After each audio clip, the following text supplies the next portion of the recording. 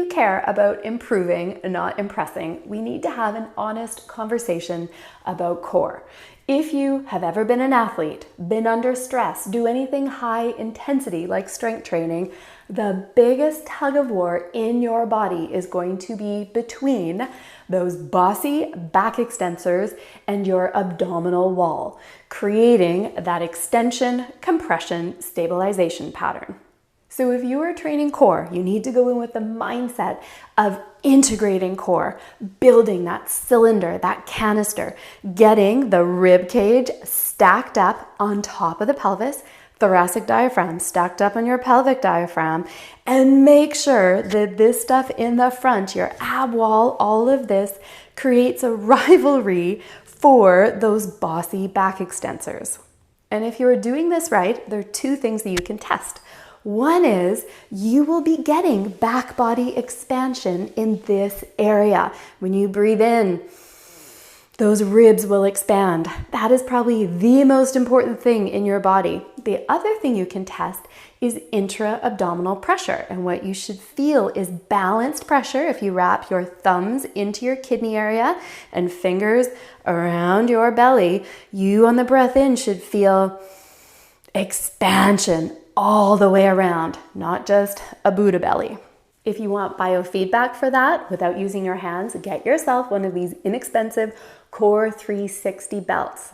It has 4 little pockets that go right in those areas, and then when you're training, you don't have to have your hands here, and you know you're getting intra-abdominal pressure. So now let's challenge this balance, this rivalry, with a modified high plank. Step 1, let's go build our core, our cylinder. So you are in this 4-point position, hands are under your shoulders, knees are under your hips. When the hips are bent, you have no lumbar lordosis, so the back is flat. So now pelvic diaphragms and thoracic diaphragms are parallel. Beautiful.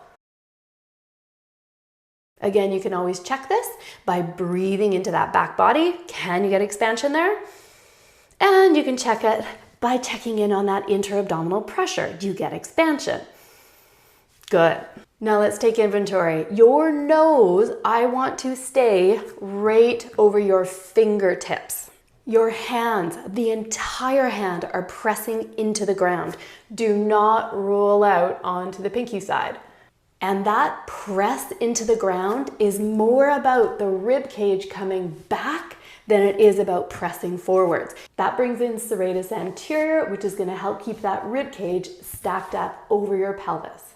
Then, keeping that cylinder, you are going to step back, but I want you to maintain that small bend in your knee. The moment you lock out your knee and your hip, you're going to go into your back extensor. So small bend in the knee means small bend in the hip, means you've got your cylinder, and there's our rivalry. You should be able to feel that intra-abdominal pressure in the kidney area. You should be able to feel back body expansion. Try to keep your body parallel to the floor. And if you are doing well here, you could try marching. Now, that core, the cylinder is unbreakable. Taking one leg, driving it up to the knee, but don't let your core change position. Marching, alternating legs.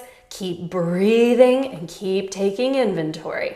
Another option are plank taps. So you would keep your core the same shape, press back, tap a knee, come back, try alternating, but do not break that cylinder.